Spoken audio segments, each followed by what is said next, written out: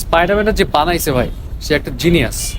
মানে দেখা অনেক অদ্ভুত লাগতেছে। যখন আমি প্রথম কিনে নিয়ে আসছি, কেনার সময় তো বুঝি নাই, পছন্দ করছে, এখন নিতেই হবে, কিছু উপায় নাই। তো নেওয়ার পরে শুয়ে শুয়ে স্পাইডারম্যানের দিকে তাকায়, এটা কোন জাতের স্পাইডারম্যান, কোন ভ্যারিয়েশনের, মাথা বড়, কেমন বডি চিকনা, ঠিক আছে বুঝছি পুতুল বানাইছে, বাট এরকম কেন? যাই হোক, পরে আমি চ্যাট জিপিটি জিজ্ঞাসা করছি মজা করি, চ্যাট জিপিটি আমার কয় এটা কোন জাতের স্পাইডারম্যান। ও কয় যে অনেক ব্যাখ্যা ট্যাখ্যা দিয়ে কইলো যে এটা সুপার ডিফর্মড স্পাইডারম্যান, এবং এটা বানানো হয়েছে কেন, এটা হচ্ছে প্লাস পুতুল বলে। তো এটা বানানো হয়েছে ইচ্ছাকৃতভাবে, মাথা বড় বডি চিকন, যাতে করে বাচ্চাদের কাছে এটা খুব অ্যাডোরেবল লাগে, বাচ্চারা এটা ধৈর্য হাক করে। অ্যান্ড গেছে যে বাচ্চা পড়ছে।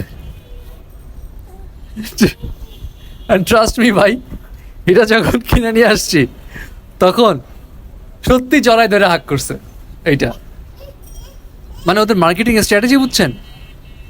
আমাদের কাছে দেখে হাসি লাগতেছে ভাই কোন জাতের, বাট ওরা জানে যে কোনটা বানালে বাচ্চারা খাবে, কোনটা বানালে বাচ্চারা নিবে, কোনটা বানালে বাচ্চারা চড়াই ধরবে।